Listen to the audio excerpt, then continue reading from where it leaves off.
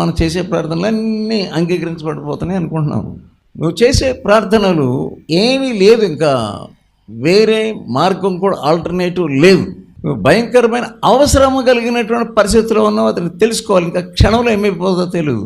అప్పుడు చేసే ప్రార్థన ఎలా ఉంటుంది?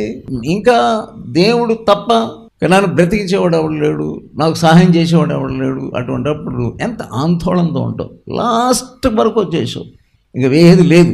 ఆ టైంలో వచ్చే సరైనటువంటి మొర్ర, సరైనటువంటి అవసరమును కొలిది నువ్వు పెట్టే మొర్ర, ఆందోళన ఇంకా సింహం మీదకు వచ్చేస్తుంది, ఇంకా 5 నిమిషాలు మీద పడిపోతుంది.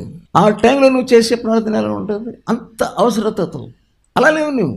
వెంకయ్యమ్మ హాస్పిటల్లో ఉన్నది, ఆమె త్వరగా హాస్పిటల్ నుంచి బయటకు వచ్చేటట్టు ప్రార్థన చేయండి. ఇంకా అందరం వెంకయ్యమ్మను దర్శించు, వెంకయ్యమ్మ త్వరగా హాస్పిటల్ నుంచి బయటకు వచ్చేటట్టు సహాయం చేయండి. ఇంకా వెంకయ్యమ్మ వెంకయ్యమ్మ వెంకయ్యమ్మ అంటూ ఉంటుంది. ఇది మీకు అలవాటు.